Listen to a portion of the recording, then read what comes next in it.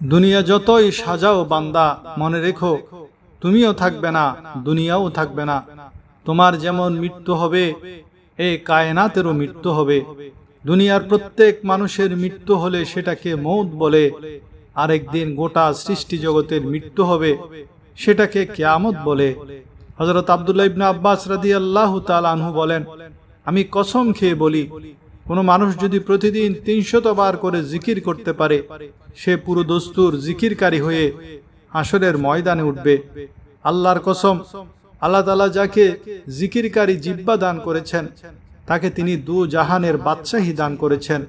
জিকিরকারী জিহ্বা নসিব হওয়া মানে দু জাহানের বাদশাহীর চাবি হাতে পাওয়া। দু জাহানের সৌভাগ্যের চাবি যেন রব তার হাতে তুলে দিয়েছেন, কেউ থাকবে না। আল্লাহ বারবার মনে করিয়ে দিয়েছেন, তোমার যেমন মৃত্যু হবে, তেমনি এই সৃষ্টি জগতেরও মৃত্যু হবে। পাহাড়গুলো ধূলিকণার মতো উঠতে থাকবে। আল্লাহ বলছেন, বান্দা, একদিন আমি সব শেষ করে দেব। আমার সংসার আমি গুছিয়ে ফেলব। আমার এই কায়নাত আমি আল্লাহ তাআলা ইসরাফিলের সিংগায় ফুঁক দেওয়ার মাধ্যমে গুটিয়ে ফেলব। এই কথাটাই আপনাদের সামনে আমি শোনাতে চাই। আল্লাহ তাআলা কোরআনের বহু সূরায় এই কথাটি তুলে ধরেছেন যে, বান্দা, এই সৃষ্টি জগৎ একদিন থাকবে না, একদিন কিয়ামত হবে। ইসরাফিল আলাইহিস সালাম যেদিন ফু দেবেন, কোরআনে এর দুটি পর্যায়ের কথা আছে। অর্থাৎ ইসরাফিল মোট দুইবার ফু দেবেন। প্রথমবার ফু দিলে জমিনের মধ্যে ভূমিকম্প শুরু হবে। আল্লাহ বলেন, এই ভূমিকম্পটা গোটা পৃথিবীতে একসঙ্গে হবে, আমার পুরো সৃষ্টিতে একসাথে হবে। বান্দা, দুনিয়ায় বহু ভূমিকম্প তুমি দেখেছ, তবে মনে রেখো, কিয়ামতের সেই ভূমিকম্প যা ইসরাফিলের প্রথম ফুতে হবে, গোটা সৃষ্টিকে ভেঙে চুরমার করে দেওয়ার জন্য, তা হবে বড়ই ভয়ানক। কোরআনের বর্ণনায় যখন সবকিছু ভাঙতে শুরু করবে, আল্লাহ বলেন, যে মা তার দুধের বাচ্চাকে দুধ খাওয়াচ্ছিল, সে সন্তানকে ছুঁড়ে ফেলে দিয়ে পাগলের মতো ছুটতে থাকবে। যে মায়ের পেটের বাচ্চা 10 মাস পূর্ণ হয়ে গেছে, হয়তো 2-4 ঘন্টা পরে প্রসব হতো। আল্লাহর কসম, আল্লাহ কোরআনে বলছেন, সে গর্ভধারিণী মা ও জঠরের সন্তানকে ফেলে প্রাণের ভয়ে ছুটবে। জমিনের কম্পন দেখে সন্তান আপনা আপনি খালাস হয়ে পড়ে যাবে। আল্লাহ বলেন, মানুষগুলো সব মাতালের মতো থাকবে। এভাবে সবকিছু কাঁপতে কাঁপতে ভেঙে পড়বে। হাদিসে আছে, আল্লাহ ব্যতীত সবকিছুই প্রথম ফুর পরে ভূমিকম্পের মতো হয়ে জমিনের তলদেশে চলে যাবে। মাটির উপরে তখন একটি সুতাও আর অবশিষ্ট থাকবে না। এই হলো কিয়ামতের প্রথম ধাপ। নির্দিষ্ট একটি সময় পরে আল্লাহ তাআলা ইসরাফিলকে পুনরায় জীবিত করে বলবেন, আরেকটি ফু দাও। সেই সময়টা কতদিন? হাদিসের বর্ণনা থেকে মুহাদ্দিসিন ইকরাম বলেন, প্রথম ফু এবং দ্বিতীয় ফুর মাঝখানের সময় হতে পারে 40,000 বছর। আমার বন্ধু, আমার বাপ ও ভাইরা, একটু ভাবুন, সর্বশেষ যেই লোকটি কবরে যাবে, তাকেও হয়তো কবরে থাকতে হবে 40,000 বছর। তবে এখন যারা মরছে বা আগে যারা মারা গেছেন, নূহ আলাইহিস সালামের জামানায় যারা মারা গেছেন, তারা কতদিন ধরে কবরে আছেন একবার ভেবে দেখুন। এই শেষ লোকটাকে যদি 40,000 বছর থাকতে হয় এবং তার যদি কবরের আযাব হয়, তবে সে কি পরিমাণ কষ্ট পাবে। আল্লাহ রাসূল সাল্লাল্লাহু আলাইহি ওয়াসাল্লাম বলছেন, কবরের প্রথম শাস্তিটা কি? কোনো ব্যক্তি যখন কবরের প্রশ্নের জবাব দিতে পারবে না, তখন আল্লাহর পক্ষ থেকে ফেরেশতাদের বলা হবে, আমার বান্দা মিথ্যা বলেছে। হে ফেরেশতারা, আমার এই নাফরমান বান্দার কবরে জাহান্নামের বিছানা বিছিয়ে দাও, আগুনের পোশাক পরিয়ে দাও, আর জাহান্নামের দিকে একটি দরজা খুলে দাও। ফেরেশতারা এই ব্যবস্থা করে যখন চলে যাবে, তখন আল্লাহর নবী সাল্লাল্লাহু আলাইহি ওয়াসাল্লাম বলেন, প্রথম মুহূর্তে মাটি ডান দিক থেকে এই নাফরমানকে এমন এক প্রচণ্ড চাপ দিবে যে তার ডান পাশের হাড় পাঁজর ভেঙে বাম দিকে চলে যাবে। আবার বাম দিকের মাটি চাপ দিলে বাম পাশের হাড় পাঁজর ভেঙে ডান দিকে চলে যাবে। আল্লাহ আমাদের মাফ করে দিন। নবী সাল্লাল্লাহু আলাইহি ওয়াসাল্লাম প্রতি ওয়াক্ত নামাজের পরে কবরের আযাব থেকে পানা চাইতেন। হযরত ওসমান রাদিয়াল্লাহু তাআলা আনহু কবরের সামনে দাঁড়ালে এই পরিমাণ কাঁদতেন যে হাদিসের বর্ণনা অনুযায়ী তার দাড়ি ভিজে যেত। ভাইজান, বিষয়টিকে হালকা মনে করবেন না। এই বেনামাজি ও বেহায়ার জিন্দেগি নিয়ে কবরে গেলে বড় কষ্ট পাবেন। আল্লাহর নবী সাল্লাল্লাহু আলাইহি ওয়াসাল্লাম বলেছেন, হাসরের ময়দানে আল্লাহ নবীকে বলবেন, বন্ধু আপনার উম্মতের আমলনামা আপনার সামনে রেখেই আমি খুলব। নবী সাল্লাল্লাহু আলাইহি ওয়াসাল্লাম যখন আমলনামা খুলে দেখবেন উম্মতের ৩৬৫ দিনের কোনো একদিনও ফজরের সিজদা নেই। ৩০ বছর সুদের ব্যবসা করেছে, ৫০ বছর মিথ্যা বলেছে, হারাম রোজগার করেছে, ৩০ বছর পর্দা করেনি, ঘরে দিন শরীয়ত বলতে কিছু নেই। তখন নবী সাল্লাল্লাহু আলাইহি ওয়াসাল্লাম বলবেন, উম্মত তুমি জানো আমি ২৩টি বছর অনবরত তোমার জন্য কেঁদেছিলাম। তিনি বলবেন, আমি সেই নবী যে সারা রাত দাঁড়িয়ে দাঁড়িয়ে চোখের পানি ফেলে উম্মতের জন্য দোয়া করতাম। আম্মা জান আয়েশা রাদিয়াল্লাহু তাআলা আনহা বলছেন, নবীজি উম্মতের জন্য এত দীর্ঘ সময় দাঁড়িয়ে থাকতেন যে তার ২ পা ফুলে যেত। নবীজি বলবেন, উম্মত আমি ২৩ বছর রাত দিন কেঁদেছি। তায়েফের পাথরের আঘাতে আমার পিঠ কেমন ক্ষত বিক্ষত হয়েছিল দেখো। আমি তোমাদের জন্য পেটে পাথর বেঁধেছিলাম। উহুদের ময়দানে দাঁত শহীদ করে রক্তমাখা শরীরে বেহুশ হয়ে পড়েছিলাম। আম্মা জান আয়েশা রাদিয়াল্লাহু তাআলা আনহা বলেন, নবীজির ঘরে ৯ জন বিবির কারো উনুনে টানা ৩ মাস আগুন জ্বলেনি, শুধু পানি খেয়ে দিন কাটিয়েছি। নবীজি বলবেন, উম্মত এত রক্ত আর কান্না কার জন্য ছিল? বিনিময়ে তুমি এমন আমলনামা নিয়ে আসছো, এটি নিয়ে আমি মালিকের সামনে দাঁড়াবো কেমন করে? চেয়ারম্যান সাহেব যদি দেখেন তার কোনো অনুসারীর নামে ১১০টি মামলা আছে, তিনি কি কোনো বড় কর্মকর্তার কাছে তার জন্য সুপারিশ করতে পারবেন? নবীজি বলবেন, উম্মত তুই আমায় লজ্জিত করলি। দোস্ত আমার এই চিৎকার আহাজারি শুধু এই জন্য যে মুসলমানের সন্তানরা যেন দ্বীনের পথে ফেরে, যুবকরা যেন নামাজ পড়ে ও আল্লাহকে চিনে। কারো প্রতি আমার কোনো শত্রুতা বা হিংসা নেই। বাবা তোমরা নষ্ট হইও না, এক বন্ধুর খপ্পরে বা মোবাইলের নেশায় পড়ে চরিত্রহীন হইও না। আল্লাহ মানুষকে যে চাহিদা দিয়েছেন তা পূরণের বৈধ পথ রেখেছেন। তৃষ্ণা দিলে হালাল পানির ব্যবস্থা করেছেন, ক্ষুধা দিলে হালাল খাবারের ব্যবস্থা করেছেন, তেমনি যৌন চাহিদার জন্য হালাল স্ত্রীর ব্যবস্থা রেখেছেন। তবে কেন উলঙ্গ ছবি আর নর্তকীর পেছনে জীবন শেষ করবে? অনেক ছেলের চেহারা দেখলে বোঝা যায় কপালে সেজদার চিহ্ন নেই। আল্লাহ আমাদের মাফ করুন। ইসরাফিল আলাইহিস সালাম যখন দ্বিতীয়বার ফুঁক দেবেন তখন জমিন পুনরায় কাঁপতে শুরু করবে। প্রথম ফুতে সবকিছু মাটির নিচে চলে গিয়েছিল, দ্বিতীয় ফুতে সবকিছু মাটির উপরে উঠে আসবে।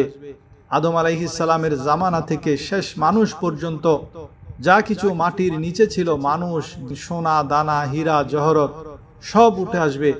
জমিন তার ভিতরের সব বোঝা বের করে দেবে। তখন এই সম্পদগুলো আল্লাহর কুদরতে কথা বলবে। অর্থ সম্পদ চোরকে ডেকে বলবে, এই চোর এদিকে আয়, এই সম্পদের জন্য চুরি করেছিলি, আজ তো এগুলোর দরকার নেই, নিয়ে যা। ডাকাতকে বলবে, ডাকাত এখান থেকে নে। আত্মীয়তার সম্পর্ক ছিন্নকারীকে ডেকে বলবে, এদিকে আয়, এই সম্পত্তির জন্য ভাইকে বঞ্চিত করেছিলি, এই নিয়ে যা। মানুষ তখন অবাক হয়ে একে অপরকে জিজ্ঞেস করবে, জমিনের কি হলো, এগুলো কথা বলছে কেন? সেদিন কেউ কিছু নেবে না। আল্লাহ বলবেন, বান্দা সম্পদ কথা বলছে দেখে অবাক হলে, এখন মেইন খেলা দেখো। তোমার পায়ের নিচের জমিন তোমার সারা জীবনের ভালো মন্দ কথা বলতে শুরু করবে। প্রতিটা মিনিট সেকেন্ড তুমি যা গোপনে বা প্রকাশ্যে করেছ জমিন সব বলে দেবে। গভীর রাতে তুমি তাহাজ্জুদ পড়েছিলে নাকি জেনা বেবিচার বা মদের আড্ডায় ছিলে, জমিন সব সাক্ষ্য দেবে। মানুষ বলবে, জমিন কথা বলে কেমন করে? আল্লাহ বলেন, যেহেতু আল্লাহ তাকে আদেশ করেছেন। জিহ্বা যেমন গোশতের টুকরো হয়েও আল্লাহর আদেশে কথা বলে, তেমনি জমিনও বলবে। বোবা মানুষের জিহ্বা আছে কিন্তু আল্লাহর হুকুম নেই বলে সে কথা বলতে পারে না, তেমনি আল্লাহর হুকুম হলে গোটা সৃষ্টি কথা বলতে পারে। এরপর ফেরেশতারা মানুষকে দলে দলে ভাগ করে আমলনামা নেওয়ার জন্য নির্দিষ্ট স্থানে নিয়ে যাবে। সেখানে প্রতি সেকেন্ডের হিসাব দিতে হবে। জাররা পরিমাণ কাজেরও হিসাব হবে। জাররা মানে এমন সূক্ষ্ম পরিমাণ যার কোনো ওজন হয় না, যা অণু পরমাণুর চেয়েও ক্ষুদ্র। আল্লাহ বলেন, যেটিকে তুমি কিছুই মনে করনি সেটিও সেদিন দেখবে। তাই রাত ৩টায় যখন দুনিয়া ঘুমায়, মনে রেখো আল্লাহ ঘুমান না। অস্থির ছবি বা হারাম কিছু দেখার আগে ভাবো, তোমার মালিক তোমাকে দেখছেন। আখেরাতের আশায় গুনাহ ছেড়ে দিন, কষ্ট হলেও হালাল পথে চলুন। দুনিয়ায় যেভাবে থাকুন, আসল বিষয় হলো পরকালে কেমন থাকবেন। আজকের রাত যার বাসর রাত, তারও যেমন ভোর হবে, যার ফাঁসির রাত তারও ভোর হবে। অট্টালিকার মানুষ বা কুঁড়েঘরের মানুষ সবাইকে মরতে হবে। আজ আমরা মৃতদের জন্য দোয়া করছি, 20-30 বছর পর আমাদের পরবর্তী প্রজন্ম আমাদের জন্য দোয়া করবে। এই তো জিন্দেগি। নিজের ভালো নিজে বুঝুন। আল্লাহ বলছেন, নিজেকে ধ্বংসের দিকে ঠেলে দিও না। অনেক মুরব্বী ভাবেন মরার আগে ছেলে মেয়েকে ঘর বাড়ি দলিল সব গুছিয়ে না দিয়ে গেলে তারা খাবে কি। আরে চাচা, আল্লাহ যাকে হায়াত দিয়েছেন তার রিজিকও রেখেছেন। সুদের টাকায় বা কিস্তির লোনে কেন সন্তানকে বিদেশ পাঠাতে হবে? এটি তো আপনার মনের লোভ। আপনি জাহান্নামে গিয়ে হলেও সন্তানকে টাকার মেশিন বানাতে চান। এটি কোনো ইনসাফ নয়। হারামের মাধ্যমে সংসার সাজানো যায় না, বরং বরবাদ হয়ে যায়। পেয়ারা নাজিরিন, এই কঠিন সময়কে সহজ করার পথ আছে, জানেন কি? আপনারা বেশি বেশি জিকির করবেন। যত জিকির করবেন, যত দরুদ পড়বেন, তত রহমত নামবে। জিকির করবেন যত, রহমত নামবে তত। জিকির করবেন যত, রিজিকের দুয়ার খুলবে তত। বান্দার জিকিরের দ্বারা যখন এ পাশে জিহ্বা নড়ে, ও পাশে তখন রিজিকের দুয়ারে খট খট শব্দ হয়। এখানে জিহ্বা নড়ে আর আরশে আজমে আপনার নাম ধরে জিকির শুরু হয়। এজন্য রাসূল সাল্লাল্লাহু আলাইহি ওয়াসাল্লাম বলতেন, আল্লাহ আমাকে বেশি বেশি জিকির করনেওয়ালা বানিয়ে দিন। আল্লাহ আমাকে এমন একটা জিহ্বা দিন যেটা বেশি বেশি জিকিরে নড়ে। রব যেন বলেন, জিহ্বা, তোকে বানিয়েছি বেশি বেশি জিকিরের জন্য।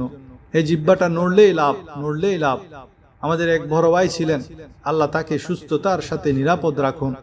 এই বড় ভাই মাঝে মাঝে বলতেন, আমার জিহ্বাকে আমার চুমু খেতে মন চায়, কারণ এটা নড়লেই হীরা জড়ে, হীরা পড়ে। আপনি যদি একটি পেয়ারা গাছ নাড়েন তবে ঝুর ঝুর করে পেয়ারা পড়ে। বরই গাছ নাড়লে বরই পড়ে। আর জিহ্বা যদি জিকিরে নাড়েন, স্বর্ণ হীরা ঝুর ঝুর করে পড়ে। আচ্ছা, যদি আপনার জিকিরের সঙ্গে সঙ্গে আসমান থেকে ডলার পড়তো, তবে আপনি কতবার জিহ্বা নাড়তেন। কিন্তু তখন তো আর সেটা ঈমান বিল গাইব, অদৃশ্য বিশ্বাস হতো না, আর নেকিও হতো না। এই জন্য আল্লাহ এটা এক আখিরাতের জন্য রেখে দিয়েছেন। সুবহানাল্লাহ। আল্লাহর কাছে নিয়ত করেন, সময় তো খুব কম। রাসূল সাল্লাল্লাহু আলাইহি ওয়াসাল্লাম বলেছেন, কোনো মানুষ যদি 5 ওয়াক্ত নামাজের পরে আয়াতুল কুরসি পাঠ করে, তবে জান্নাতে যেতে মৃত্যু ছাড়া আর কোনো বাধা থাকবে না। অর্থাৎ আপনার ও জান্নাতের মধ্যে ব্যবধান শুধু এই মৃত্যুর নদীটুকু। এরপর রাসূল সাল্লাল্লাহু আলাইহি ওয়াসাল্লাম বলেছেন, কোনো মানুষ যদি ফজর ও মাগরিবের নামাজের পর 3 বার সূরা ইখলাস, 3 বার সূরা ফালাক, 3 বার সূরা নাস পড়ে, তবে আমি নবী কথা দিলাম তোমার জন্য আর কিছুর প্রয়োজন হবে না। সুবহানাল্লাহ। এই 3টি সূরা তোমার জন্য যথেষ্ট হয়ে যাবে। ইনশাআল্লাহ আজ থেকে আমরা এই আমলগুলো করব। তো নিয়ত করেন, আল্লাহ আমাদের তৌফিক দান করুন। আল্লাহর নবী আরো বলেছেন, কোনো মানুষ যদি 5 ওয়াক্ত নামাজের পরে একটি কালমা লা ইলাহা ইল্লাল্লাহু ওয়াহদাহু লা শারীকা লাহু লাহুল মুলকু ওয়া লাহুল হামদু ওয়া হুয়া আলা কুল্লি শাইইন কাদির 10 বার পাঠ করে, তবে আল্লাহ তাকে 4টি গোলাম আজাদ করার সমান নেকি দান করবেন। এখন প্রশ্ন হতে পারে, এই 4টি গোলাম আজাদের নেকি দিয়ে কি পাওয়া যাবে? যেমন $100 দিয়ে বাংলাদেশে কয়েক কেজি ইলিশ বা চিংড়ি মাছ পাওয়া যায়, তেমনি এই নেকির মূল্য কত? জিব্রাইল আলাইহিস সালামকেও যদি জিজ্ঞেস করা হয়, তিনিও বলবেন যে এর সীমা একমাত্র রব ছাড়া কেউ জানে না। জান্নাতের মুদ্রার নাম হলো হাসানা। এই হাসানার সবচেয়ে ছোট মুদ্রা হলো জাররা। জাররা পরিমাণ দিয়েও 10টি দুনিয়া বরাবর জান্নাত কেনা সম্ভব। সুবহানাল্লাহ। ওযু থাকুক বা না থাকুক, দরুদ শরীফ পড়বেন। ছোট্ট দরুদটি হলেও পড়বেন, দিনে 300 বার। 300 বার না, কমপক্ষে 313 বার পড়বেন। কারণ 313 সংখ্যাটি মূলত বদর যুদ্ধের কথা মনে করিয়ে দেয়। ইসলামের প্রথম এবং সবচেয়ে গুরুত্বপূর্ণ এই যুদ্ধে সাহাবীদের সংখ্যা ছিল 313 জন। ওলামায়ে কেরাম এবং আধ্যাত্মিক পুরুষগণ মনে করেন 313 বার দরুদ পড়লে সেই বদরি সাহাবীদের বরকত হাসিল হয়। যেমনভাবে 313 জন নিরস্ত্র সাহাবীকে আল্লাহ তাআলা হাজারো সৈন্যের বিপরীতে জয়ী করেছিলেন, তেমনি 313 বার দরুদ পড়লে কঠিন বিপদ থেকে রক্ষা পাওয়া যায় বলে মনে করা হয়। হাদিসে এসেছে, কিয়ামতের দিন সেই ব্যক্তি নবীজি সাল্লাল্লাহু আলাইহি ওয়াসাল্লামের সবচেয়ে নিকটবর্তী হবে যে তার উপর সবচেয়ে বেশি দরুদ পাঠ করবে। আপনি যখন প্রতিদিন 313 বার পড়ার মতো একটি বড় লক্ষ্য নির্ধারণ করবেন, তখন আপনি স্বাভাবিকভাবে বেশি দরুদ পাঠকারীদের তালিকায় অন্তর্ভুক্ত হয়ে যাবেন। যদি কোনো ব্যক্তি অত্যন্ত ভক্তি ও একাগ্রতার সাথে 313 বার দরুদ শরীফ পড়ে আল্লাহর কাছে সাহায্য চায়, তবে আল্লাহ তাআলা তার বিশেষ সাহায্য দান করেন। 10 গুণ রহমত একবার দরুদ পড়লে প্রতিবার দরুদ পাঠে আল্লাহ পাঠকারীর উপর 10টি রহমত নাজিল করেন। তো 313 বার পড়লে 3130টি রহমত লাভ করতে পারবেন। প্রতিবার দরুদে 10টি পাপ মোচন করা হয়। 313 বার পড়লে 3130টি পাপ মোচন হবে। প্রতিবার দরুদ পাঠকারের আমল নামায় 10টি মর্যাদা বৃদ্ধি করা হয়। 313 বার পড়লে 3130টি মর্যাদা বৃদ্ধি করা হবে। সংখ্যা পূরণের জন্য ছোট্ট দরুদ সাল্লাল্লাহু আলাইহি ওয়া আলিহি ওয়াসাল্লাম পড়লেও হবে। আল্লাহর কসম, যদি আমরা এটা বুঝতাম তবে অন্য কোনো কাজে সময় দেওয়ার সুযোগ হতো না। আমরা শুধু এটা নিয়ে পড়ে থাকতাম। রাসূল সাল্লাল্লাহু আলাইহি ওয়াসাল্লাম বলেন, সর্বশেষ যে ব্যক্তিকে জাহান্নাম থেকে বের করা হবে, যে আগুনে পুড়ে কয়লা বা কঙ্কাল হয়ে গিয়েছিল, তাকে যখন আবে হায়াতে চুবানো হবে, সে তখন পূর্ণ মানুষ হয়ে যাবে। আল্লাহ তাকে বলবেন, জান্নাতে যাও। সে জান্নাতের দরজায় গিয়ে বলবে, জান্নাত তো ভরে গেছে, আমি তো কোনো সিট খালি পাচ্ছি না। আল্লাহ তাকে হাসি মুখে বলবেন, তোমার জন্য দুনিয়ার 10 গুণ জান্নাত বরাদ্দ। সুবহানাল্লাহ। দুর্ভাগ্যবশত 4 গোলাম আজাদের নেকির কথা শুনলে আমাদের অন্তর যেভাবে নড়ে না, কিন্তু যদি একবার জিকির করলে 100 টাকা করে পাওয়া যেত, তবে এই দেশে আর কেউ দুর্নীতি করত না। সবাই শুধু জিকির করে করে টাকা কামাই করত। সেই জিকিরটি হলো লা ইলাহা ইল্লাল্লাহু ওয়াহদাহু লা শারীকা লাহু লাহুল মুলকু ওয়া লাহুল হামদু ওয়া হুয়া আলা কুল্লি শাইইন কাদির। এটি 10 বার পড়া কি খুব কঠিন? বাস্তবতা হলো, মানুষ দুনিয়াবি স্লোগান কোটি কোটি বার দিতে পারে, কিন্তু জিকিরে মন বসে না। এক বুজুর্গ একটি ঐতিহাসিক কথা বলেছেন। তিনি বলেছেন, আমি হাজার হাজার পৃষ্ঠা পড়েছি, সারা পৃথিবী দেখেছি, কিন্তু 2টি জিনিস কোথাও দেখিনি। নাম্বার 1, আল্লাহর রাস্তায় দান করে কেউ ফকির হয়েছে, এটা আমি জীবনে দেখি নাই। নাম্বার 2, জুলুম করে কেউ টিকে গেছে, এটাও আমি জীবনে দেখি নাই। অর্থাৎ যারা আল্লাহর রাস্তায় দান করে তারা কখনো ফকির হবে না, গরিব হবে না। আর যারা জুলুম করে তারা কখনো মাথা উঁচু করে দাঁড়াতে পারবে না। ভাইরা আমার, আজকের এই দীর্ঘ আলোচনা শেষে শুধু একটি কথাই বলবো, এই চটকদার পৃথিবী, এই যে মায়া, এগুলো সব একদিন ধুলোয় মিশে যাবে। আজ আপনি আছেন, কাল হয়তো আপনার কবরে প্রথম রাত কাটবে। আমাদের হাতে সময় খুব কম, কিন্তু আখেরাতের পুঁজিকে আমরা গুছিয়েছি। হয়তো আজকের এই ভিডিওটি আপনার জীবনের টার্নিং পয়েন্ট হতে পারে। হয়তো আল্লাহ এই কথার মাধ্যমে আপনাকে হেদায়েত দিতে চান। জিকিরের সেই চাবিটি হাতে নিন, আমল শুরু করুন, আর নিজের চরিত্রকে হারামের বিষাক্ত ছোবল থেকে বাঁচিয়ে রাখুন। আপনার জন্য একটি ছোট্ট অনুরোধ, আজকের এই আলোচনা যদি আপনার হৃদয়ে বিন্দুমাত্র নাড়া দিয়ে থাকে, তবে দয়া করে ভিডিওটিতে একটি লাইক দিন। আপনার একটি লাইক হয়তো এই দাওয়াকে আরো হাজারো মানুষের কাছে পৌঁছে দেবে। আপনি আজ থেকে নিয়মিত জিকির এবং 5 ওয়াক্ত নামাজ পড়ার প্রতিজ্ঞা করেছেন কিনা তা কমেন্টে ইনশাআল্লাহ লিখে আমাদের জানান। আপনার একটি আমিন বা ইনশাআল্লাহ কমেন্ট হয়তো ফেরেশতারা কবুল করে নিতে পারেন। আর যদি মনে করেন আপনার কোনো বন্ধু বা স্বজনের এই কথাগুলো শোনা খুব জরুরি, তবে ভিডিওটি শেয়ার করতে ভুলবেন না। কে জানে আপনার একটি শেয়ারের কারণে যদি একজনের জীবনও বদলে যায়, তবে কিয়ামতের দিন এটি আপনার নাজাতের উসিলা হতে পারে। আল্লাহ আমাদের সবাইকে কবরের আযাব থেকে রক্ষা করুন, জিকিরকারী জিহ্বা দান করুন। দেখা হবে পরবর্তী কোনো ভিডিওতে ইনশাআল্লাহ। ততক্ষণ পর্যন্ত ভালো থাকুন, সুস্থ থাকুন এবং আল্লাহর স্মরণে থাকুন। আসসালামু আলাইকুম ওয়া রাহমাতুল্লাহ।